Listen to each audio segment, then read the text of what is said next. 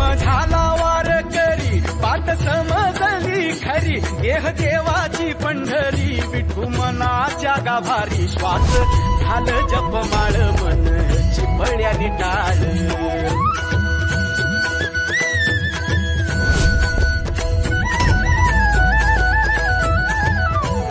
श्वास झालं जपमाळ मन चिपळ्यानी टाळ वेळ जीवाचा शिवाचा झाला अभंग जिण्याचा सोहळा आनंदाचा गजर विठुरायाचा अखंड हरिनाम सप्ताह हनुमान मंदिर पायतळवाडी तालुका माजलगाव जिल्हा बीड दिनांक 7 जानेवारी 2021. कारण काय तर या ठिकाणी आपल्याला प्रत्येकाला आपल्या जीवनामध्ये भगवंताची प्राप्ती करून घ्यायची आहे. देवाची सर्वेश्वर असणारा परमात्मा त्याच्या आपल्याला प्राप्ती करून घेण्यासाठी काय करावं लागतं, कोणतं साधन वापरावं लागतं आणि कशा पद्धतीने तो परमात्मा आपल्या जीवनामध्ये प्राप्त होतो यासाठी आपण अत्यंत सर्वजण प्रयत्नशील असतो किंवा प्रत्येकाला वाटतं आमच्या जीवनामध्ये तो देव प्राप्त व्हावा आणि देवाच्या प्राप्तीसाठी एकच उपाय या ठिकाणी महाराजांनी अत्यंत विशेष पद्धतीने सांगितले आहे की देव जर प्राप्त करून घ्यायचा असेल तर इकडं तिकडं भरकटू नका, याच्या त्याच्या पाठीमागे जाऊ नका, इकडं तिकडं काहीतरी करू नका, एकच धरा, एकच काय ते म्हणजे संतांकडे जा. संतांकडे जा आणि संतांकडे गेल्याच्या नंतर नुसतं जाऊ नका तर त्यांच्या पायावरती विनम्र भावाने आपला माथा त्यांच्या पायावरती ठेवा.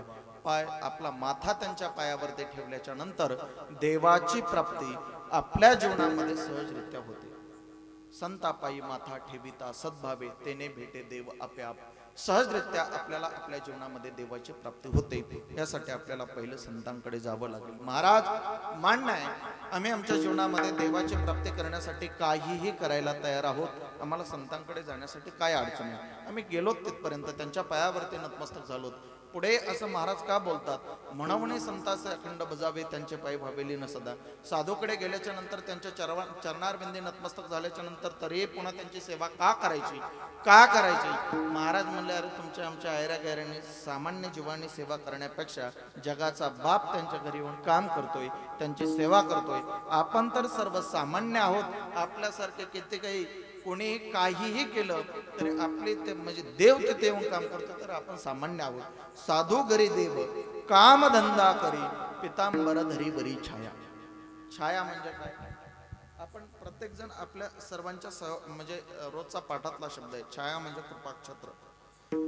किती अडचण आपल्या जीवनामध्ये आली तरी पितांबर धरी बरी छाया, मागे पुढे उभा राहे संभाळित आलेया आघात निवाराया. पण कधी त्यांच्याकडे जावं लागतं. साधूकडे गेल्याच्या नंतर तो असणारा परमात्मा त्या साधूचं किंवा सर्वांचंच काय करतो तर सर्व साधूंवरती संतांवरती तो कृपाक्षत्र धरतो आणि त्यांचे संकट निवारण करतो. म्हणून असा असणारा परमात्मा, असा असणारा देव, असा असणारा परमात्मा त्या साधूची संताची संगती आपल्या जीवनामध्ये प्राप्त करण्यासाठी प्रयत्न करतोय. काय म्हणतोय तो देव, काय म्हणतोय. नामदेव महाराजांनी सांगितलंय, अगदी नामदेव महाराजांनी सविस्तर या अभंगामध्ये सांगितलंय की बाबा रे देव आपल्या जीवनामध्ये साधूच्या संगतीची इच्छा आपल्या जीवनामध्ये प्राप्त करतोय. नामा म्हणे देव इच्छी संत संग. संतांची संगती आपल्या जीवनामध्ये प्राप्त व्हावी अशी देवाची इच्छा आहे. कोणाची? देवाची, सर्वसामान्याची नाही. देवाची इच्छा आहे की आपल्या जीवनामध्ये संत महात्म्यांच्या संगतीमध्ये आपल्याला राहता यावं असं देवाला वाटतंय. मग कधीपासून तर ते म्हणतात ते आमचे जीवलग आहेत. कोण कशासाठी आवडतात? जीवलग आहेत, सखे आहेत आणि जीवलग असल्यामुळं ते संत महात्मे आम्हाला आवडतात असं देव म्हणतोय. नामदेव महाराज सांगतात ते आमचे जीवलग जन्मोजन्मी, एका जन्मातले नाही, अनंत जन्मापासून असणारा परमात्म्याला असणारे साधू महात्मे आवडतात. आणि म्हणून नामा म्हणे देव इच्छी संत संग. देव जर संतांची संगती आपल्या जीवनामध्ये जर प्राप्त करून घेण्याची इच्छा करत असेल तर तुम्ही आम्ही सामान्य जीवाने का करू नये. आणि सामान्य जीवाला जर देवाची प्राप्ती करून घ्यायची असेल तर आपल्यालाही संतांकडे जावं लागेल. असा याचा सविस्तर चिंतनाचा अभंगाचा अर्थ आपल्या समोर मांडला. आता सविस्तर आपण याचा भाव या ठिकाणी पाहणार आहोत. त्यामुळे सर्वांनी एकच करायचं, भजन मात्र करायचं. भजनानेच आपल्या जीवनाची शुद्धता होत असते. भजनानेच आपल्या जीवनामध्ये आपल्याला देवाची. या ठिकाणी पवित्र साधू संतांच्या पदस्पर्शाने पुनीत झालेली ही भूमी आहे आणि या भूमीमध्ये हरिभक्त परायण आदरणीय वंदनीय पूजनीय राजेंद्र महाराज कोळेकर यांच्या यांनी हा पूर्वी सुरू केलेला सप्ताह आहे का नाही, त्यांच्या आशीर्वादाने हरिभक्तपरायण, त्यांच्या प्रेरणेने हरिभक्तपरायण आदरणीय पूजनीय वंदनीय गुरुवर्य आत्माराम बाबा यांच्या आशीर्वादाने, कृपाशीर्वादाने आणि हरिभक्तपरायण आदरणीय वंदनीय पूजनीय ज्यांचं उभ्या महाराष्ट्रामध्ये फार मोठं नाव आहे आणि एक विशेष पद्धतीचं आपलं एक वैभव आहे. हरिभक्तपरायण आदरणीय आमचे परमश्री माझ्यापेक्षा फार मोठे आहेत, वयाने, ज्ञानाने, मानाने, सगळ्या धनाने, सगळ्या गोष्टी हे का नाही, त्यांचं फार मोठं नाव आहे. अशा आपल्याच गावाचं वैभव शिवानंदजी महाराज शास्त्री पूज्य महाराज या ठिकाणी स्वतः टाळ घेऊन उभा राहिले. महाराज कथेच्या माध्यमातून त्यांनी अख्खा महाराष्ट्र पिंजून काढला आणि आपल्या गावामध्ये सातत्याने 8 दिवस या ठिकाणी स्वतः उपस्थित राहतात.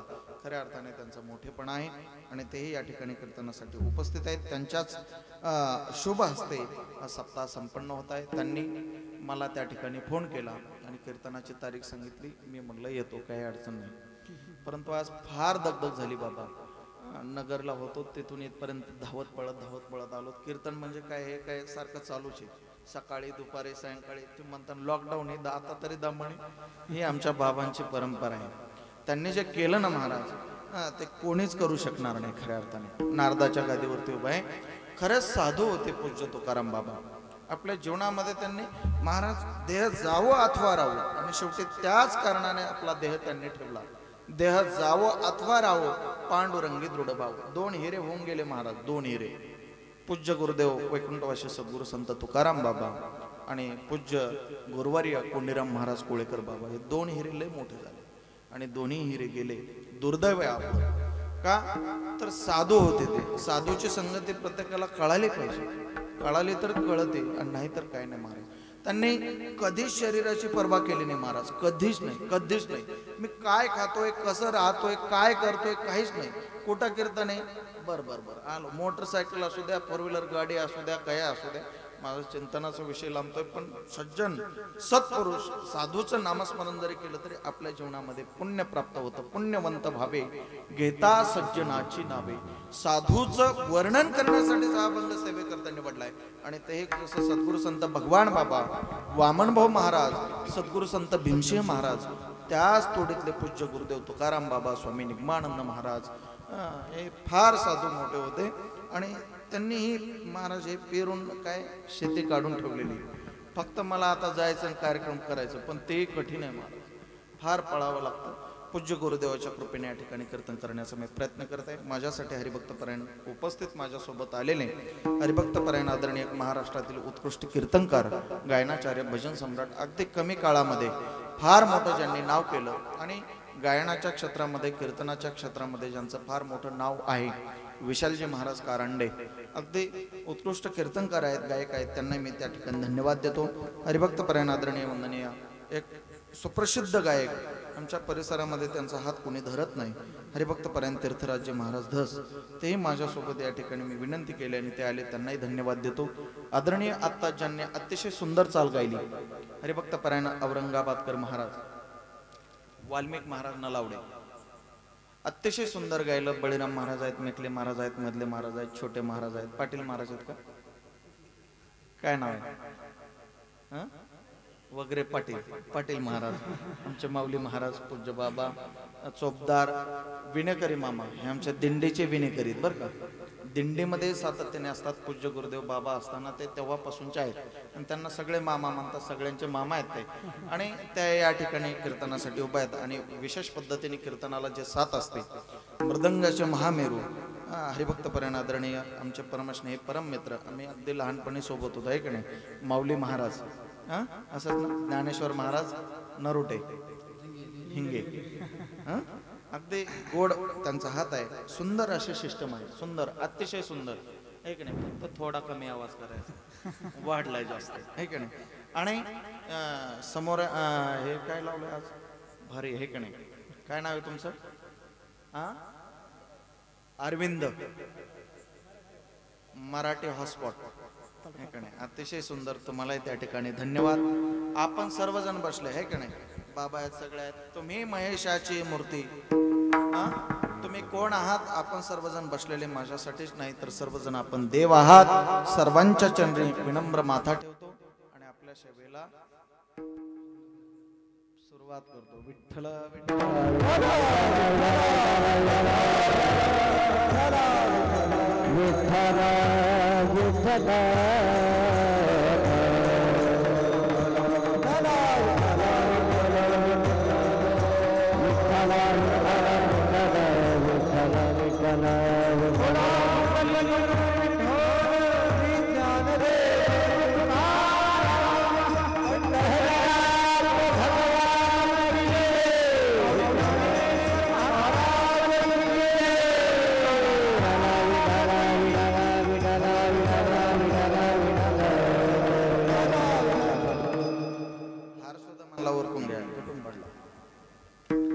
बांधलाच नसन व्यवस्थित आहे का, बांधायलाच नव्हता.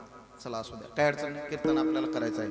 काय आपल्या कीर्तनाला सुरुवात झाली बळीराम महाराजात तशी, तुम्ही म्हणले पूर्ण विराम, असं नाही म्हणा. काय जो अभंग आपण सेवे करता निवडलाय तो फार महत्वाचा आहे. का आता त्याच्यावरती चिंतन करतो मी, थोडंसं चिंतन करतोय. संतांकडे का जायचं बरं का माऊली महाराज, संतांकडे काय जायचं तर संतांकडे गेल्याशिवाय आपल्या जीवनाचं परिवर्तन होत नाही, जीवनामध्ये परिवर्तन होत नाही. का होत नाही? संत काय करतात तर महाराज संतच आपल्याला दिशा देतात, जागवतात. संतच आपल्याला मार्गाला लावतात. मार्ग दावणे गेले आधी दयानिधी संत ते, तेनेचे पंथे चालू जाता नपडे गुंथा कोठे काय. कशासाठी आले संत इथं? आम्ही वैकुंठवासी आलो याच कारणासे, बोलले जे ऋषी साच भावे वर्ताया. काय काम होतं? झाडू संताचे मार्ग, आड राणे भरले जग. असं असणार संत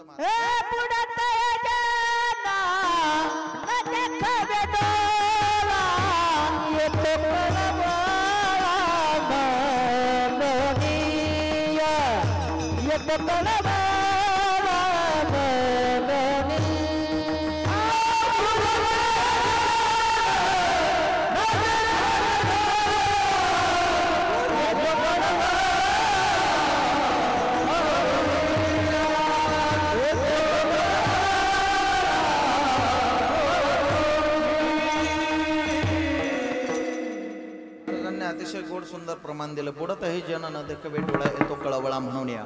सामान्य जीवाचा साधू महात्म्यांना कळवळा आला. कळवळा म्हणजे काय?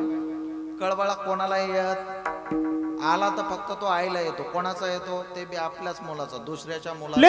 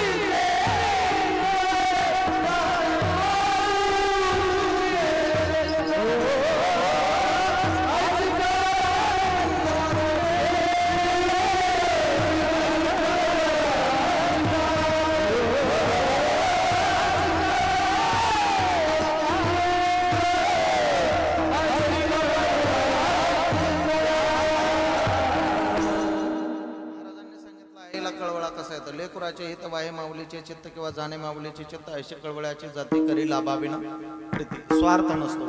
तसंच संत महात्म्यांना देखील जसं आईला मुलाचा कळवळा येतो, मुलाचं हित व्हावं असं आईला वाटतं, तसंच साधू महात्म्यांना सगळ्यांचं हित व्हावं.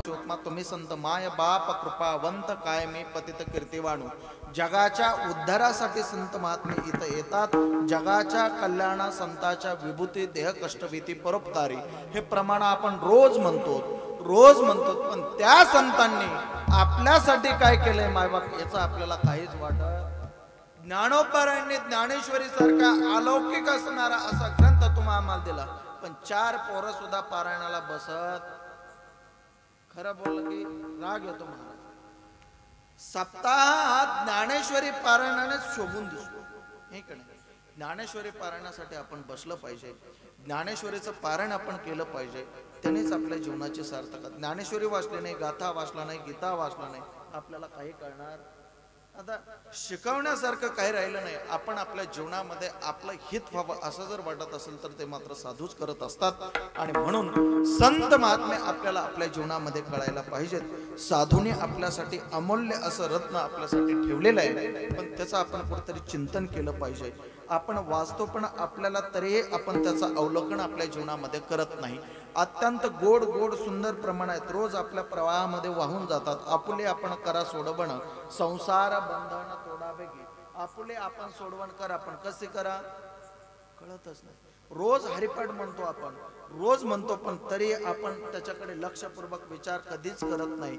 हरिपाठाने काय होतं? हरिपाठ कीर्ती मुखी जरी गायन पवित्रची वय, पण वारकरी सुद्धा हरिपाठ म्हणत नाहीत.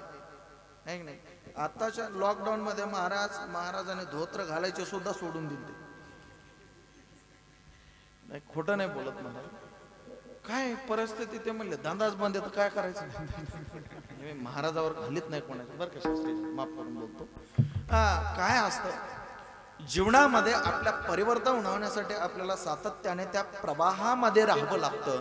आणि त्या प्रवाहामध्ये जर आपण राहिलो तरच आपल्या जीवनाचं सार्थक होतं. अर्थात आपलं जीवन सुधारतं. कुणीकडे गेलं तर सुधारणार नाही. साधूच्या एका शब्दाने आपल्या जीवनाला कलाटणी बसू शकते किंवा एक जीवन आपलं सुधरू शकतं. कोणाच्या जीवनात? साधूच्या शब्दाने, अन्य नाही. म्हणून आपल्याला आपल्या जीवनामध्ये संत कळणं अत्यंत महत्वाचं आहे. मी कधी कीर्तनामध्ये हेच सांगतो आणि मला फार आवडतं. काय विशेष वेगळं काही सांगण्यापेक्षा, काहीतरी कुठं कथा वगैरे सांगण्यापेक्षा, कुठं वेदांत सांगण्यापेक्षा साधं सांगा गड्या. साधू कळाले पाहिजेत, संत कळाले पाहिजेत. त्यांच्याकडे गेल्याच्या नंतर देव सुद्धा कळाला पाहिजे, नवे नवे तो मिळाला पाहिजे. आणि देवाचे प्राप्ती करण्यासाठी सगळा हट्ट असेल. प्रापंचिक माणूस त्याला काय आवडतं सगळ्यात जास्त? प्रत्येक माणूस कोणी असू द्या, सगळ्याला काय आवडतं? कशासाठी धडपड करतो तो? जेवढी धडपड पैशासाठी करतो तेवढी कधी एखाद्या वेळेस एखाद्या माणसाने केली का देव मला भेटावा? एखाद्याने कधीच नव्हत महाराज. त्या अवस्थाच आपल्या जीवनामध्ये प्राप्त होत नाही. त्याच्यासाठी आपल्याला साधूचा थोडा तरी सहवास आपल्या जीवनामध्ये घडावा लागतो. साधूची संगती घडावी लागते. काय होतं साधूची संगती घडल्याने? संतन के संग लाग रे तेरी जीवन संतन के संग लाग रे तेरी जीवन संतन के संग लाग रे तेरी जीवन संतन के संग लाग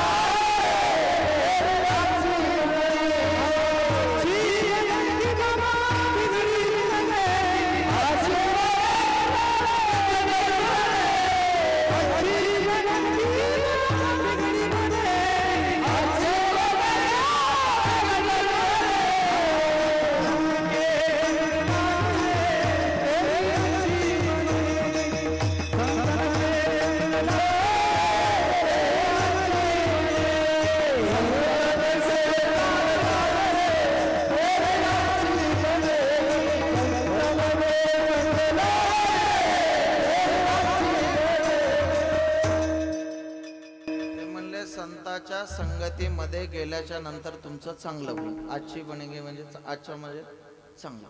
संतांच्या संगतीमध्ये गेल्याच्या नंतर तुमचं कसं होईल? चांगलं म्हणजे कसं? चांगलं नाही. ऐका, चांगलं म्हणजे काय? महाराज म्हणतात पहा, संतांच्या संगतीमध्ये गेल्याच्या नंतर काय होतं? संत चरण रज लागता सहज आणि वासनेचे बीज जळून जाय. आणि सगळ्याला घातक असणारी, सगळ्याला, परमार्थाला, प्रपंचाला, संसाराला, जीवनाला, जगायला, मारायला, सगळ्याला. कशाला? सगळ्या जीवन जगत असताना जर जीवनामध्ये काय घातक असेल तर ती मात्र 1 मिनिट म्हणजे फक्त ती वासना आहे. वासना म्हणजे काय? साध्या भाषेमध्ये सांगतो, वासना म्हणजे इच्छा. काय? वासना म्हणजे इच्छा. आणि ज्याला कशाची इच्छा झाली की तो त्याच्या पाठीमागे धावतो आणि धावल्याच्या नंतर त्याची अधोगती होते. आहे का नाही? चांगल्या वस्तूच्या पाठीमागे धावायला फार वेळ लागतो, वाईट गोष्टीच्या पाठीमागे माणूस पटकन लागतो.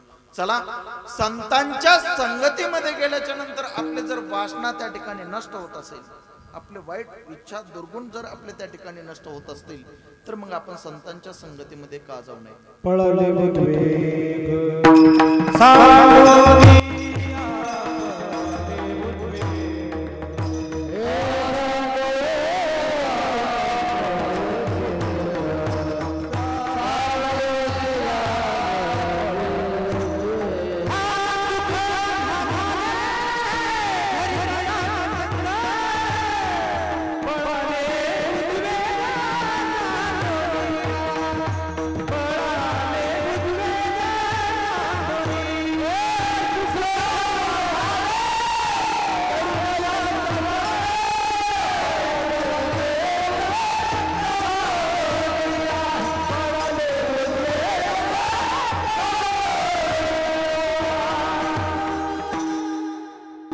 संतांच्या संगतीमध्ये गेल्याच्या नंतर सुख निश्चितच मिळतं. संत संगतीचे काय सांगू सुख आपणा पारिके, सुख हेची ठाई बहुपाई, संताच्या म्हणवणे केला वास नये नास ते ठाई. कुठं? संतांकडे. पण संतच कळत नाहीत आपल्याला.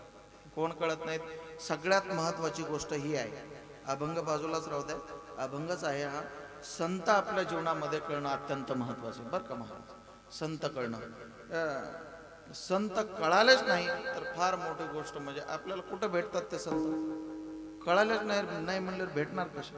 कुठंच भेटत नाही. नाही संतपणा मिळत आहे हाती, हिंडता कपाटी राणी बनी. सगळं आपल्या जीवनामध्ये मिळेल मायबाप, पण संत मिळणार नाहीत. आणि संत मिळाले तर ते कळणार नाहीत. ज्ञानोबराया हयात असताना, ज्ञानोबराया असताना विश्वोबा खेचारांना ज्ञानोबराया कळाले, तुकोबराया कळाले का? कोणाला? मंबाजी बोन सारख्यांना तुकोबराया कळाले का? मी सांगतोय कशासाठी आहे का? संत आपल्या जीवनामध्ये चांगल्या चांगल्यांना संत महात्मे कळत नाहीत, मग आपल्यालाही कळणार नाहीत. मग ते भेटतील कसे? महाराज म्हणले त्याच्यासाठी काय करावं लागतं? संतांची आपल्या जीवनामध्ये भेट झाल्याशिवाय देवाची प्राप्ती नाही. संत भेटणं अत्यंत कठीण आहे. मग संतही भेटणं कठीण आहे, देवही भेटणं कठीण आहे. मग ते भेटायचे कसे ते सांगतो तुम्हाला. सगळं आपल्या जीवनामध्ये मिळेल पण संत मिळत नाही. तात मिले पुणी मात मिले, सुत भ्रात मिले, युवती सुखदायी, राज मिले, गजबाज मिले, सबसाज मिले, मुण वांछित पाई, लोक मिले, सुरलोक मिले, विधिलोक मिले, वैकुंठई जाये, कहे निपट निरंजन लाल, और सब कुछ मिले, पर संत समागम दुर्लभ बाई. संतांची संगती जर आपल्या जीवनामध्ये दुर्लभ असेल तर देवाची भेट कधी?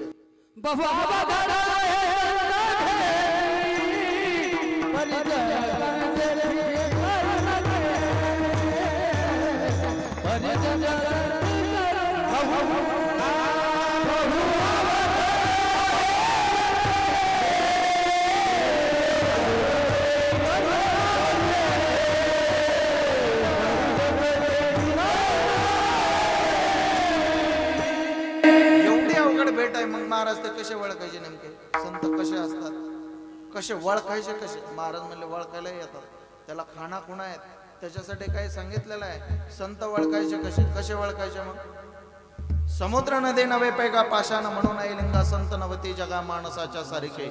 माणसासारखे जर संत नाहीत तर मग आहेत कसे? ओळखायचे कसे? हे बी महत्वाचं आहे ना. संत आहेत जगामध्ये पण ओळखायचे कसे? महाराज म्हणले संत ओळखण्यासाठी सुद्धा अनेक क्रिया सांगितलेल्या आहेत, अनेक कार्य सांगितलेले आहेत. संत हे त्यांच्या दिसण्यावरून ओळखायचे नाही, तर त्यांच्या असण्यावरून किंवा त्यांच्या कार्यावरून संत हे ओळखावे लागतात, दिसण्यावरून नाही. दिसण्यावरून संत कोणाला म्हणता येतं का? सगळ्या गोष्टी आहेत पण दिसण्यावरून संत म्हणता येत नाही. महाराज म्हणतात जे का रंजले गांजले त्याशी म्हणे जो आपले, तोची साधू ओळखावा. इथं दया क्षमा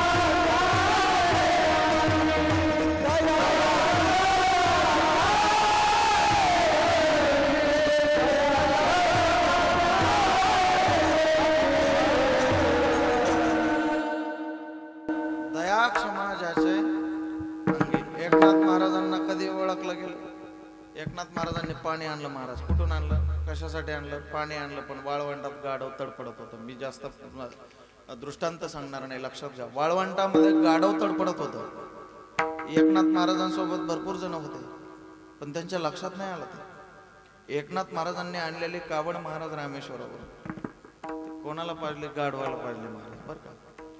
गाढवाला पाजले. गाढवाला पाजल्याच्या नंतर बाकीचे म्हणले अरे येड आहे. कोणाला? एकनाथ महाराजांना. भाव लक्षात घ्या.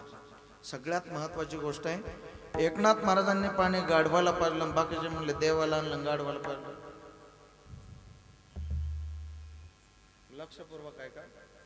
देवाला आणलेलं पाणी जर गाढवाला पाजलं तर यांना काय म्हणतात? पण संत तोची जाना जगी, दया क्षमा.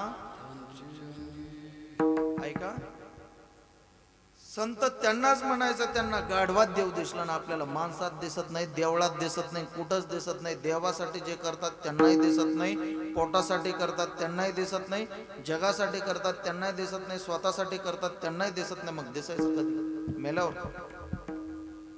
देवच जर दिसत नसेल तर हे शोकांतिक आहे आपल्या जीवनाचे. देव आपला प्राप्तच झाला पाहिजे. आपुला तो एक देव करुणी घ्यावान तेने विन जीवा. देवाच्या प्राप्तीसाठी एकनाथ महाराजांना गाढवा दिसला.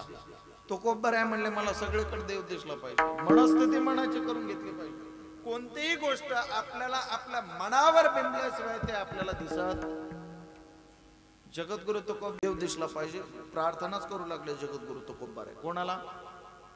सगळीकडे देव दिसला पाहिजे मला. नर नारे बाळे अवघा नारायण, आयशे माझे मन करी देवा. देवा मला असं दिसू दे जग की सगळ्यामध्ये मला असणारा कोण दिसला पाहिजे? जे जे भेटे भूत ते म्हणजे भगवंता भक्तियोग निश्चित जाणवा. आता आपण लक्षपूर्वक आहे का तरी लक्षात येईल मग आपल्या, त्याशिवाय लक्षात येणार नाही. सगळीकडे देव दिसतो. साधू आपली मनस्थिती त्या पद्धतीने करतात. मनस्थिती का? वास्तविक पाहता संत हेच देव आहेत की नाही? देवते संत, देवते संत निमित्त, त्या प्रतिमा निमित्त आहे, तेच देव आहेत. महाविष्णूचा अवतार सखा माझा ज्ञानेश्वर देवच आहेत. पण का त्या कावळ्याला म्हणावं त्यांनी? ए कावळे दादा, सांग ना असणारा पंडित पांडुरंग परमात्मा माझ्या घरी कधी येईल? ऐका, कधी येईल म्हणावं? कावळ्याला म्हणावं. त्यांची काय झाली ती अवस्था झाली. आणि जोपर्यंत आपल्या जीवनात अवस्था होत नाही तोपर्यंत आपल्याला देव भेटत. मग संतांनी ते देव असताना त्यांनी का म्हणावं त्या कावळ्याला? अर्थात तुम्हा आम्हा सामान्य जीवाला शिकवण्यासाठी त्यांनी ती क्रिया केली. का केली? आता एक सुंदर उदाहरण जगद्गुरु तुकोबराज देतात. अर्भकाचे साठी पंथी हाती धरली पाटी. छोट्या मुलाला शिकवण्यासाठी कलेक्टर असणारा बाप सुद्धा हातामध्ये पाटी घेऊन त्याला लिहून दाखवतो. का? त्याला काही गरज आहे का? किती पगार आहे त्याला? एक सही केली तेवढं एक गिरवणे एवढी त्याची सही तशीच असते. तेवढी सही केली तर 5-5, 10-10 कोटी रुपये तो घरी नेऊ शकतो. एवढं मला काय माहित नाही त्यातलं, पण सांगतो मी, नाही का? तरीही तो बाप असणारा मुलाला शिकवतो. का? त्याला काही गरज नाही, पण मुलाला कळायला पाहिजे. तसंच जगाला उपदेश करण्यासाठी साधू महात्मे इथपर्यंत येतात. अशा संतांकडे गेल्याच्या नंतर आपल्या जीवनामध्ये देवाची प्राप्ती झाल्याशिवाय राहणार नाही.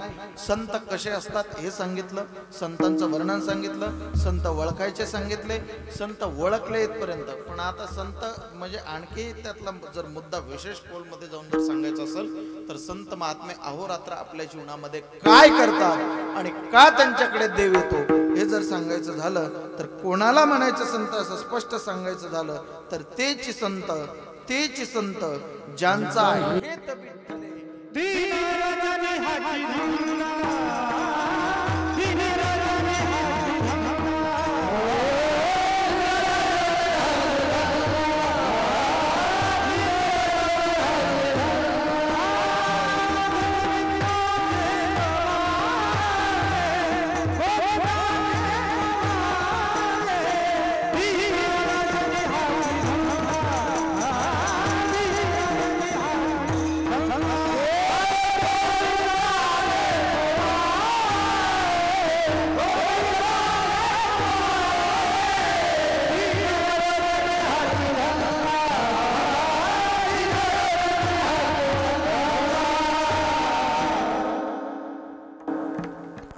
काय म्हणते शास्त्रीची लोक माहिती का, येडं झालं म्हणते त्याला काही कळत नाही, उठलं कवा कुठं जाते. म्हणजे ते साधू कसे असतात, आठव नाठव गेले भावा भाव, झाला स्वयंमेव पांडुरंग. मी काय खातोय, कसा राहतोय, काय करतोय याच्याशी काही घेणं देणं. वेडा झालो वेडा झालो वेडियांचा गेला, वेडियांचा झाला गेला, वेडियांचा झाला गेला.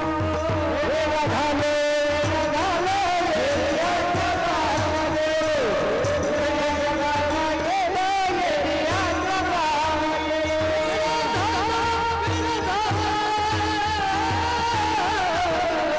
वेडा झालो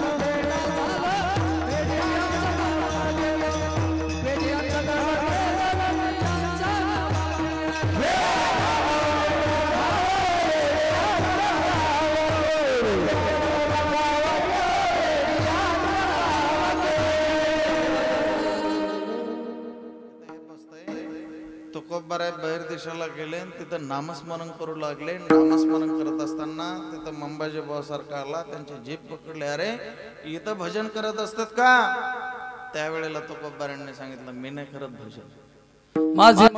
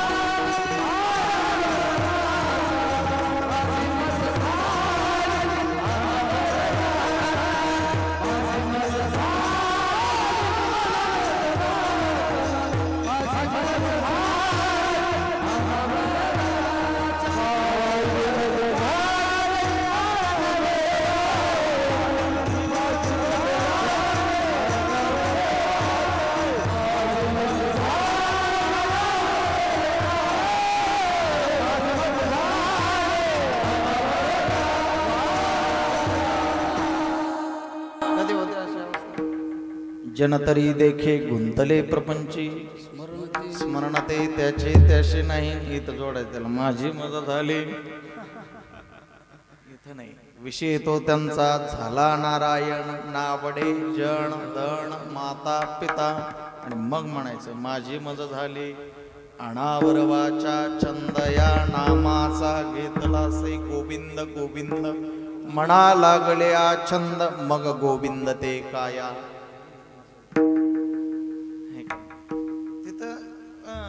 काहीच लागत नाही महाराज, फक्त एक विषय तो सकळांचा, एकच विषय पाहिजे, एकच धरला चित्ती. आम्ही एकच नाम, पण एक गाव आम्ही विठोबाचे एकच.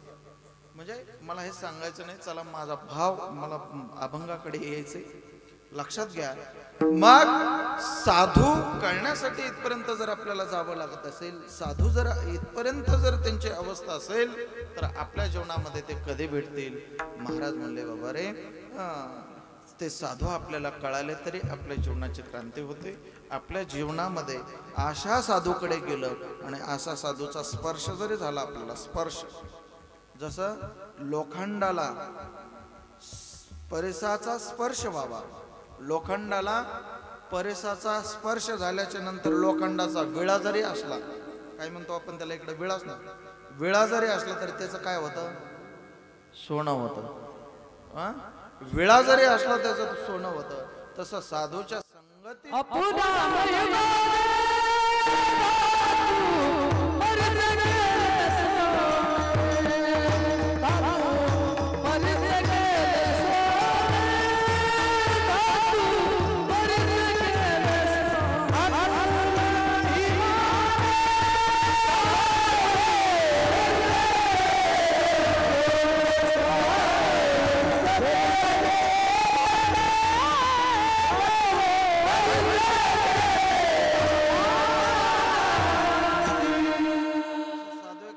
आपणा सारिखे करीते तत्काळ, नाही काळ वेळ तया लागे. पण कधी काहीच नाही करायचं नाही काय. त्याच्यासाठी आपल्याला साधूच्या संगतीमध्ये जावं लागेल. आणि अशा साधूकडे गेलं महाराज आणि त्या साधूवरती जर आपला भाव ठेवला तर निश्चितपणे आपल्याला देव भेटल्याशिवाय राहणार नाही. पायावरती नतमस्तक ठेवायचं विनम्र भावाने. विनम्रता तर आता कोणाकडे राहिली. पहिलं गुरु शिष्य पद ह्या बाबतीमध्ये आपण पाहिजो, साधू शिष्य गुरु शिष्य आहे का नाही. पण आता गुरुला शिष्याच्या पाठीमागे पळावं ए बाबा ही परिस्थिती झाली माय का झाली तर परिस्थिती हळूहळू आता बिघडत चालली. बापाला मुलगा मानायला तयार राहिला नाही. ही कुणी आणली परिस्थिती? आपण. कुणी आणली? महाराज. ही परिस्थिती आता त्या पद्धतीने यायला लागली. म्हणून साधूच्या संगतीमध्ये आपण राहावं. निश्चितपणे देवाची प्राप्ती होईल. कोणाला झाली, कशी झाली, अनेक सिद्धांत अनेक प्रमाण आपल्याला सांगता येतील. म्हणून आपल्याही जीवनामध्ये जर देवाची प्राप्ती करून घ्यायची असेल ना तर अशा साधूकडे जावं आणि त्यांच्या पायार विंदे नतमस्तक व्हावं. देवाची प्राप्ती आपोआप होते. कोणाला झाली अशी प्राप्ती तर संत जनाबाई नामदेव महाराजांकडे गेली. नामदेव महाराजांच्या पायावरती नतमस्तक झाली. तिच्या घरी देव आला, दळू लागला, अनंत कामं करू लागला. अनेकांचं जर उदाहरण सांगायचं झालं अरे साधूच्या संगतीमध्ये जर माणूस तिथपर्यंत जरी पंढरपुरापर्यंत जरी गेला. कोण गेली? मीराबाई संगतीमध्ये तिथपर्यंत गेली. पण साधूच्या संगतीमध्ये गेल्यामुळे त्याला तिथं जागा मिळाली. का? संगती फार महत्वाची आहे. वाईट माणसाच्या संगतीमध्ये गेल्याच्या नंतर एक साधू एका माणसाच्या घरी गेला. कोणाकडे? ऐका. एक साधू एका चोराच्या घरी गेला. कशासाठी गेला? म्हणजे त्या चोराने बोलवलं. म्हणला आपल्या जीवनातलं भोजनाला गेला. भोजन करण्यासाठी गेला. आता याला काय माहित कोण आहे साधू म्हणजे चोर आहे का काय आहे का कसं काय करतो. जेवायला गेला. मात्र त्याच्या घरी गेला. पंचपक्वान्नाचा स्वयंपाक बनवला होता. जेवला. पटपट जेवला. जेवल्याच्या नंतर ज्या रूम मध्ये त्याला बसवलं होतं आता याने चोरून आणलेले सगळं मालमत्ता पैसे सगळे तिथंच ठेवलेले होते मोकळेच. साधू त्याच्या घरी जेवला म्हणून असणारे ते पैशाचे जे बंडल होते ते साधूने आपल्या झोळीत टाकले. कशात? कधीच लवलेश नाही, कधीच नाही.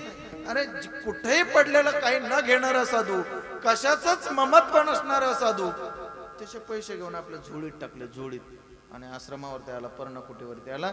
दुसऱ्या दिवशी त्याच्या लक्षात आलं अरे अरे आपण कधीच असं पाप केलं नाही आपल्या जीवनामध्ये ना. चोरी करून पैसे आणले. दुसऱ्या दिवशी गेला घरी गेला.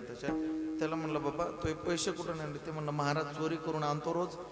तुम्हाला खाऊ घातल्यामुळे मला वाटलं मला पाप जाईन म्हणून तुमच्यासाठी इथपर्यंत तुम्हाला बोलवलं. जसं त्याच्याकडे तो जेवला तरी सुद्धा त्याची म्हणतात ना आणखी एक त्याच्यासाठी प्रमाण आहे. कशा? कुसंगे नाडीला ढेकणाच्या संगे हिरा मंगला. कुसंगे नाडीला साधू जैसा. आपल्या जीवनामध्ये आपला बदल होण्यासाठी आपल्याला साधूकडे जायचे. पण साधूची परिवर्तन, साधूची अवस्था त्या पद्धतीची अशा साधूकडे जावं आणि आपण त्या साधूच्या चरणारविंदी नतमस्तक व्हावं. सहजरित्या देवाची प्राप्ती होईल.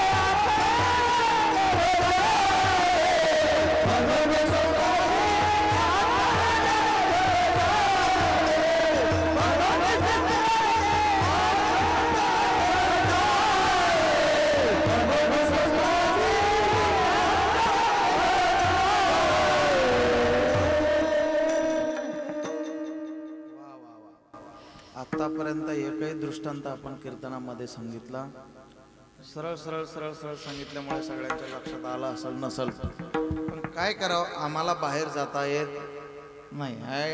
ही आमची घालून दिलेली परंपरा आहे. कोणी झोपा, कोणी उठून जा, कोणी या, कोणी नका येऊ, पण आमचं जे आहे तेच राहणार आहे की नाही, याच्यात बदल होणार.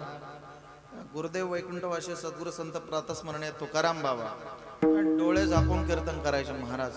कोणाला ऐका वाटलं ऐकायचं, कोणाला झोपा वाटलं झोपायचं, काही घेणं देणं नाही. आमचा विषय हरिकीर्तन फक्त तेवढंच करायचं, बाकी काय कोणाला आवडण नाही आवडण याच्याशी घेणं देणं. कीर्तन हे आवडायसाठी नसतं, कीर्तन हे आवडायसाठी नसतं. कोणी हसवलं म्हणजे कीर्तन आवडावं, कुणी रडवलं म्हणजे कीर्तन आवडावं, कुणी काहीतरी वेगळं नाविन्य कीर्तनामध्ये दाखवल्याच्या नंतर कीर्तन आवडावं. अरे यातून आपल्यासाठी जीवनामध्ये काहीतरी घ्यायला मिळावं, किंवा आपल्या जीवनामध्ये एखादं जरी प्रमाण आपल्याला कळालं.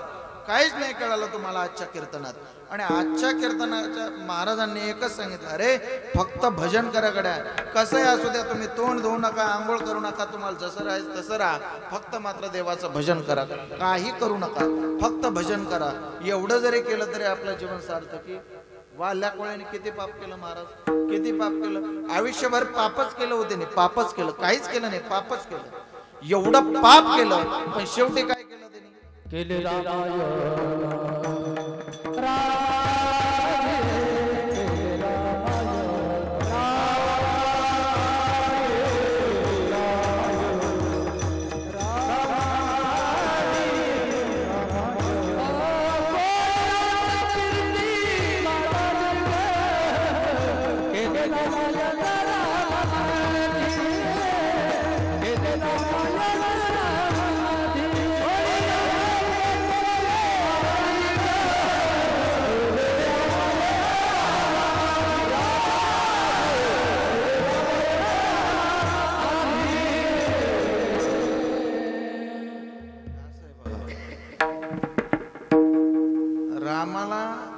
जसं लिहून ठेवलं तसं वागावं लागलं, जगावं लागलं, हे का नाही.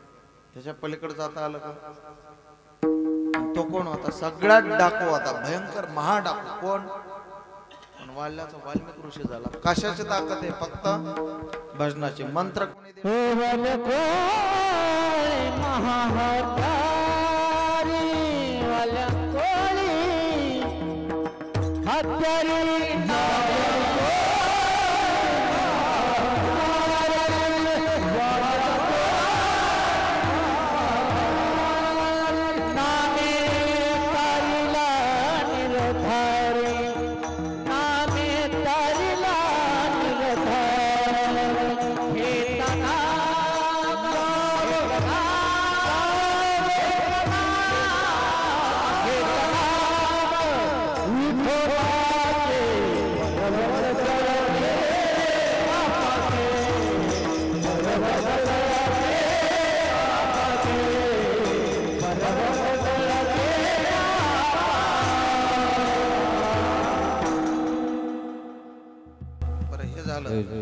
रामायण लिहिलं कोणी, नुसतं खाणाऱ्याने लिहिलं राव, अभ्यास करणाऱ्याने नाही लिहिलं. कोणी लिहिलं, नुसत्या खाणाऱ्याने लिहिलं. बघा ताकद काय. साधूची संगत कोणाला झाली, वाल्या कोळ्याला झाली. किती झाली, थोडी झाली, पण त्याला रामायण लिहिण्याचा अधिकार कोणामुळे झाला, साधूच्या संगतीमुळे झाला. रामायण लिहिणारा गावबा, नुसता पोळ्या खाणारा महाराज, काहीच नाही, एकच काम, नुसत्या पोळ्या खाल्ल्या महाराज त्यांनी. कोणाच्या खाल्ल्या, आपल्या आपल्या खाल्ल्या असतात त्यांनी परत, हे का नाही. एकनाथ महाराजांनी जो नैवेद्य भगवंताला दाखवला, काय श्रद्धा होती, काय निष्ठा होती, काय भाव होता. तो नैवेद्य खायचा महाराज. फक्त पुरणपोळे त्याला आवडायची म्हणून त्याच्या आईने तिथं आणून घातला होता त्याला. कुठाला, गावाला, एकनाथ महाराजाच्या घरी. त्याची परिस्थिती नव्हती, तिने आणून ठेवला. महाराज याला काहीच लागत नाही, हा एवढा परेशान करतोय, फक्त याला गोड पुरणाची पोळी याला आवडते आणि ती माझ्याच्याने देणं होत नाही. महाराज म्हणले इथं राहू दे. रोज पुरणाची पोळी तिची आई त्याला द्यायची. आई नाही, कोण, एकनाथ महाराज. जे पोळी देतं ती आई बी म्हणावं लागेल, नाही का नाही. पुरणाची पोळी रोज एकनाथ महाराज द्यायची, पण एकनाथ महाराज म्हणले अरे नुसतं खाऊ घालून काय उपयोग होत, नुसतंच खाऊ घालायचं म्हणले, याने काहीतरी काम केलं पाहिजे. प्रत्येक माणूस हा स्वार्थी असतो. एकनाथ महाराज सुद्धा स्वार्थी होते. कसे होते? स्वार्थी होते. म्हणले अरे नुसता पुरणपोळी खातो, याने काहीतरी काम केलं पाहिजे.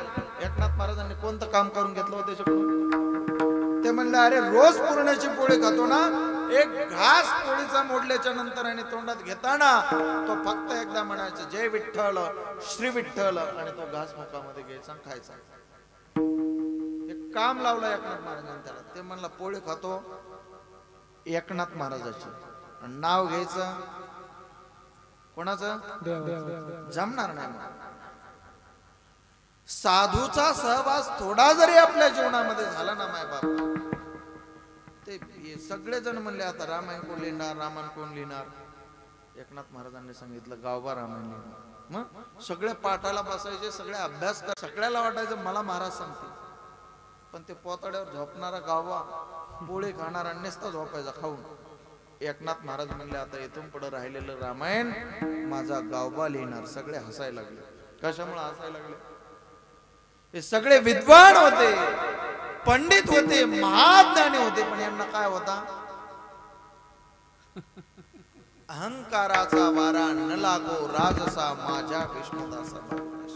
साधूकडे जात असताना मी मोठा आहे असं म्हणून कधीच जायचं. कोणता साधू असेल, कोणता देव असेल, कधी आपल्याकडे येईल आपल्याला कधी कळणार नाही. म्हणून आणि महाराज कसाही असू द्या, श्रीमंत असू द्या, गरीब असू द्या, मोठा असू द्या, छोटा असू द्या, पापी असू द्या, पवित्र असू द्या, पुण्यवान असू द्या, सगळ्याला मारायचे. काय करायचंय? सगळ्यांनाच. सगळ्यांचं काय होणार आहे? एक दिवस राख होणार आहे सगळ्यांची. कोणाची? सगळ्याची. श्रीमंत असला तरी खायला काय खातो?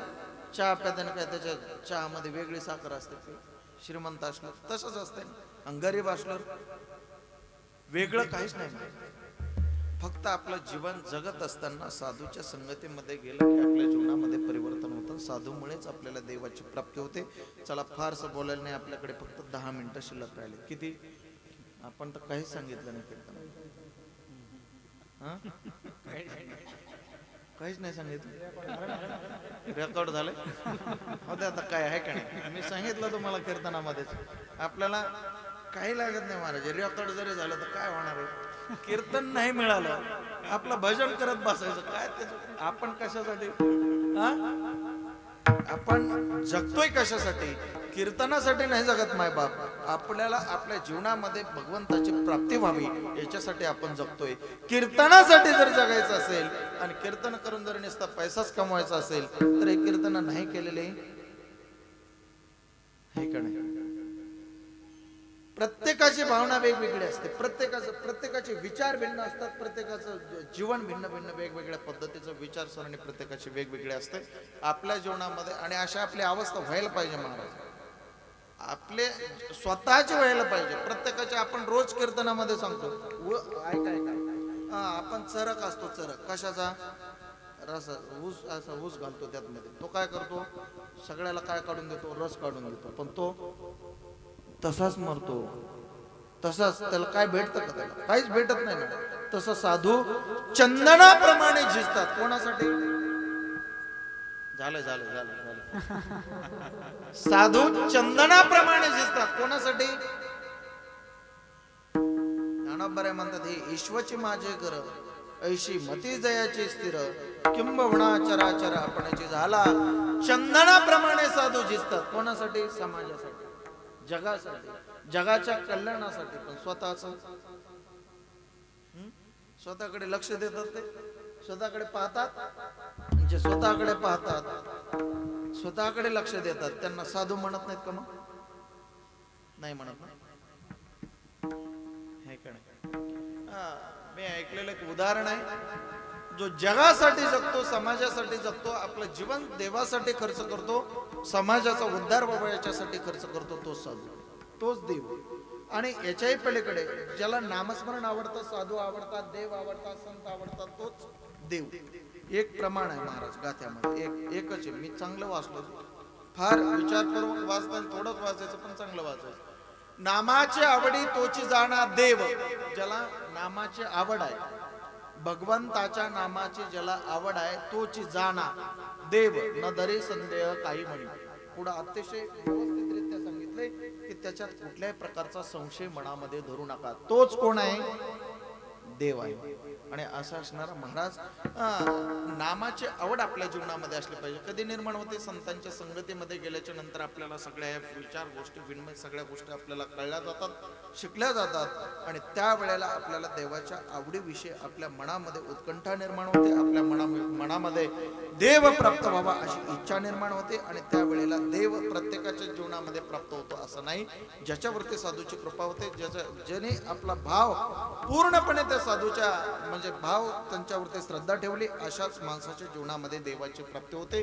देव असणारा त्या साधूकडे येऊन राहतो. मायबाप किती पुण्य केलं असेल त्यांनी त्यांच्या जीवनामध्ये आपलं जीवन समर्पित केलं असेल, प्रपंच सोडून दिला. अर्थात प्रपंच करणारे साधू नसतात का? शिवानंद शास्त्री बाबा प्रपंच करणारे साधू नसतात का? जगद्गुरु तुकोबर आहे, काय केलं त्यांनी? प्रपंच केला. शांती ब्रह्म एकनाथ महाराज काय केलं त्यांनी? संसार करूनही महाराज त्यांना दे म्हणजे एकनाथ महाराज सामान्य नव्हते महाराज, पण जगद्गुरु तुकोबर आहे हे का नाही. भंडाऱ्या भामचंद्र घोराड्या डोंगरावर जायचे त्यावेळेला महाराज जिजाबाई मा साहेब त्यांना जर भाकरी घेऊन जायचं म्हणलं तर कोणत्या डोंगरावर जायचं कळत? मग त्यांनी फक्त सांगायचं हे बघ इकडं तिकडं जाण्यापेक्षा इथं 3 वाटा फोडतात ना, तिथं कान लावायचं, ज्याच्यातून विठ्ठल विठ्ठल ध्वनी निघाल त्या वाटेने तू. ही ताकद होती त्यांची.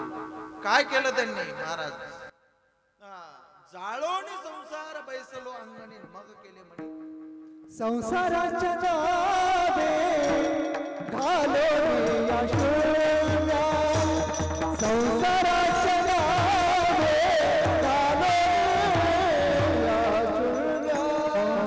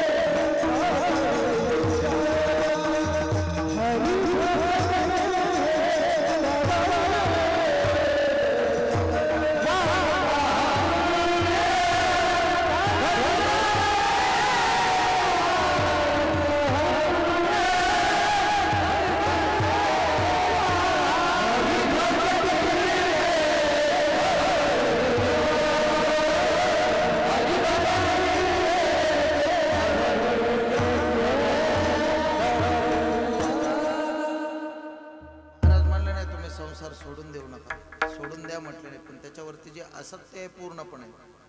क्षणार्धात महाराजांनी काढून टाकले. महाराज फक्त भगवंत एकच परमात्मा. महाराज काय झालं? एकनाथ महाराजांकडे साक्षात भगवंत येत होता. काय करीत होता? कावडीने पाणी जागरी चक्र पाणी वाहे, अनन्य भक्ती भावे निळावंदी त्याचे पाय. एवढंच काम केलं. अनंत काम. वश्रे गंगा तेरी धुतसे, चंदन उघडून देण्याचं काम भगवंताच्या इथं केलं. काय काम नव्हतं का भगवंतानी एकनाथ महाराजांच्या घरी? कशाला केलं? श्रीखंडाच्या रूपाने आला, फाटके कपडे अंगावरती आहेत, एकनाथ महाराजांच्या घरी काम केलं. एकनाथ महाराजांना कळालं नसेल का होतो देव? प्रत्येक ठिकाणी देव आहे, मग एकनाथ महाराजांना कळालं नसेल का? एकनाथ महाराज साधू होते. बरं कळाला असला तर त्यांनी देवाकडून काम करून घेतलं असतं का? नाही कळाला म्हणावं. मग त्यांना संत असताना त्यांना देव कळाला नाही म्हणजे हे शुभांत काय विशेष आहे. पण महाराज भगवंत कोणत्या रूपाने येतो आणि काय करतो हे मात्र सांगता येत नाही. चोकोबाऱ्यांच्या धर्मपद्धतीचं बाळन पण केलं देवाने. चोकोबाऱ्या कोण होते माहिती? हे पलीकडे याच्याही पलीकडचं जर उदाहरण जाऊन सांगायचं झालं तर सज्जन कसाया विकू लागे मांस माळा सावत्यास खुरपू लागे. मांस विकणारा कोण? देव म्हणतात का त्याला? मांस विकणाऱ्याला देव म्हणतात? मांस त्याला देव म्हणते का कोण? पण सज्जन कसाई होता. सज्जन कोण होता? कसाई होता, पण कसा होता? सज्जन होता. कसाई होता पण कसा होता? आता आता सज्जन असला तरी कसा असतो?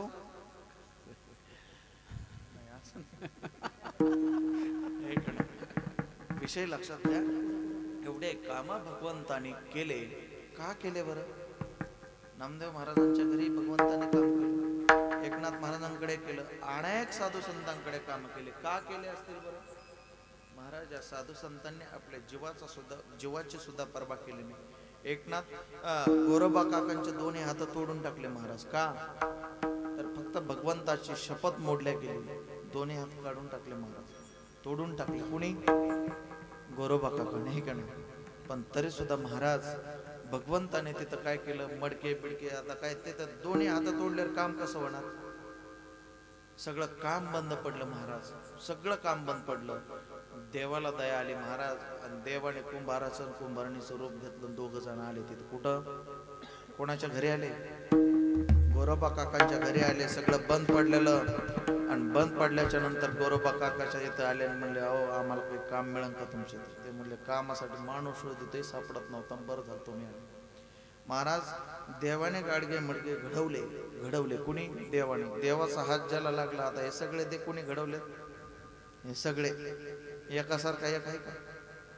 हा, ते गाडगे, हे बी गाडगे जे देवानेच घडवलेत महाराज. आहे ते गाडगे देवाने मडगे घडवले. पण घडवल्याच्या नंतर महाराज असं सुंदर गाडगं दिसायचं. ते दिसल्याच्या नंतर महाराज जे गोरोबा काकाने आता हात नसल्यामुळं कसतरी बनवायचे ते. पण ते गाडगं जर बाजारात नेलं त्याच्याकडे 5 सुद्धा कोणी नव्हतं. पण एक गोरोबा काकानेच ते गाडगे महाराज ते बनवलेले गाडगे घेऊन बाजारात नसते बसलेले होते. कोण? गोरोबा काका. सगळा माल कोण आणून द्यायचं? असणाऱ्या गाडी. कोण? गड्याचं नाव काय होतं? देव. महाराज त्यांनी एवढे सुंदर गाडगे घडवले. प्रत्येक जण यायचं ना असं वाजून बघायचं. गाडगे काय करायचं? वाजून बघायचं. त्या गड्यानं सांगितलं, या गड्यानं सांगितलं, महाराज गाडगं वाजून बघू नका म्हणा, असं वाजून बघायचं. असं गाडगं उचलायचं, उचलल्याच्या नंतर ते असं उचलायचं आणि भितडीला मारायचं. कशाला मारायचं? भितडीला मारायचं. फुटलं तर पैसे परत. कोणी घडवलं होतं महाराज? ते देवाने. ही ताकद देवाची आहे.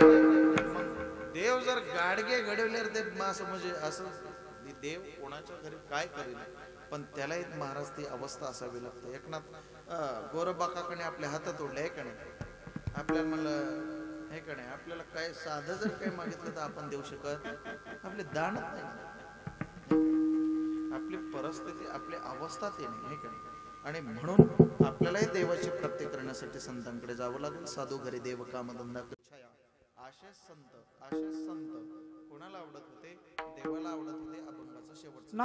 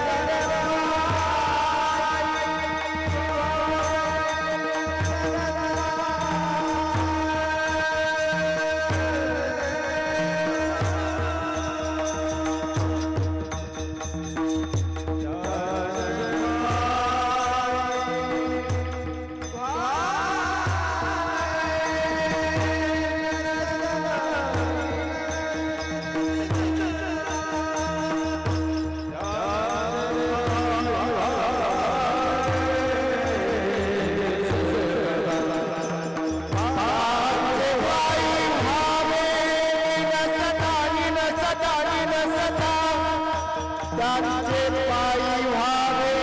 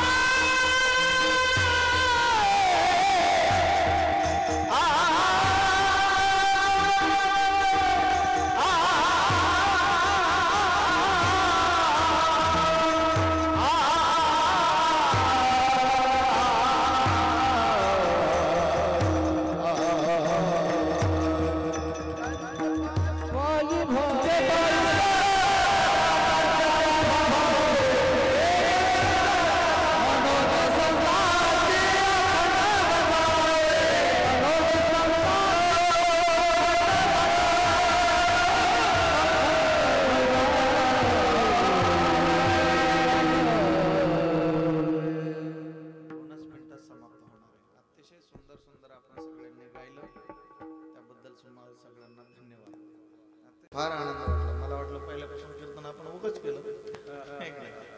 फार फार अतिशय छान. परत महाराज अतिशय छान तुमचं हे का नाही. चला बऱ्याच वेळचं कीर्तन चालू आहे आपलं. आम्ही जेवण राहिलेले आहेत आमचे. त्या अशोक भाऊ वाल्यांनी जेवायला बनवलंय. ते म्हणत असताना तिकडे स्वयंपाक गार व्हायला लागले तरी महाराज पावर किती काय माहिती सारखं बघायला माझ्याकडे. मला वाटलं आता खवळा देईल गाड्याकडे. नाही खवळ नाही. अतिशय आपली सेवा समाप्त झालेली आहे. आपल्या या पायतळवाडीतील सर्व भाविक भक्तांना माझी एक विनंती आहे. आपण सर्वजण अगदी गेले अनेक वर्षापासून आपल्या गावामध्ये परमार्थ आहे. आपण परमार्थातली जाणकार मंडळी आहात. काहीच करू नका गड्या. फक्त भगवंताचं चिंतन करा. साधू संतांची सेवा करा. होईल तेवढा आपल्याकडून दान धर्म करण्याचा प्रयत्न करा. सुंदर अशी तुळशीची माळा गळ्यामध्ये धारण करा. असं अनेक वेळा सांगितलंय. तुम्ही ज्यांचं ऐकायचं त्यांचंच ऐकणार. जेवढं ऐकायचं तेवढंच ऐकणार. पण परमार्थ हा आपल्या जीवनामध्ये संधी आहे. ही कोरोनाची मधली सुट्टी आहे. काय बर का. कोरोनाची काय मधली सुट्टी आहे हे का नाही. या सुट्टीमध्ये ज्यांना चांगलं करता येईल त्यांनी करा हे का नाही. म्हणून आतापर्यंत कुठं सप्ताह नव्हते. सगळीकडे बंद होते. आता आपल्या गावामध्ये सुरू झालं. सगळ्यांनी भरभरून सहकार्य करा. अगदी मन मोकळेपणाने सगळ्यांनी सहकार्य करा. आणि हा सप्ताह आपला हळूहळू असा फार मोठा वाढत गेला पाहिजे. आणि काहीच नाही. जेवढं आपण देऊ ना तेवढं देव आपल्याला अनंत हाताने देतो. अनंत किती देतो याचे सांगता येत नाही. देव द्यायला लागलं देवाला काही कळत. भरपूर देतो महाराज. पण आपण द्या. आपण उदार झालं ना. आपण एखाद्याला म्हणलं ना तुला काय पाहिजे ते मी देतो गड्या. त्याला द्यायच्या अगोदर ते म्हणतो तुम्हाला काय पैसा. देवाचं तसंच आहे. देव द्यायला लागल्यावर एवढा देतो. पण देव अगोदर परीक्षा घेतोय. देतो की नाही देतो की नाही देतो की नाही हे की नाही. किती वेळा. म्हणून आपण सगळ्यांनी सहकार्य करा हेच या ठिकाणी प्रार्थना करतो. वैकुंठवासी गुरुदेव प्रतास्मरणीय गुरुदेव सद्गुरू संत तुकाराम बाबा यांचं आपल्या गावावरती फार प्रेम होतं. आणि त्यांच्यामुळे सर्व संपूर्ण जनसमुदाय भक्तगण अगदी सातत्याने दिंडीमध्ये येतात. गेल्या वर्षी पूज्य बाबा नसताना आपण सर्वजण त्या ठिकाणी आले.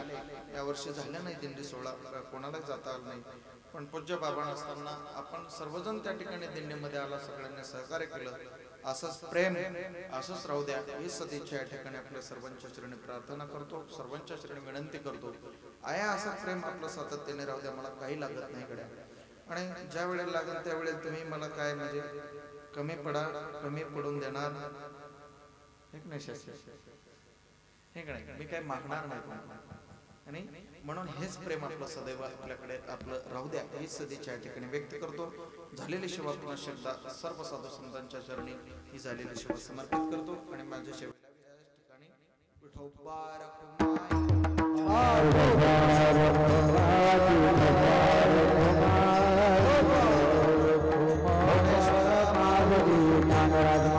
जन्म झाला वारकरी पाठ समजली खरी. देह देवाची पंढरी विठू मनाच्या गाभारी. श्वास झालं जपमाळ मन चिपळ्याने टाळ.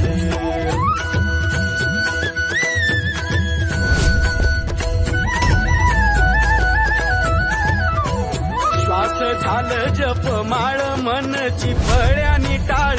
वेळ जीवाचा शिवाचा झाला अभंग जी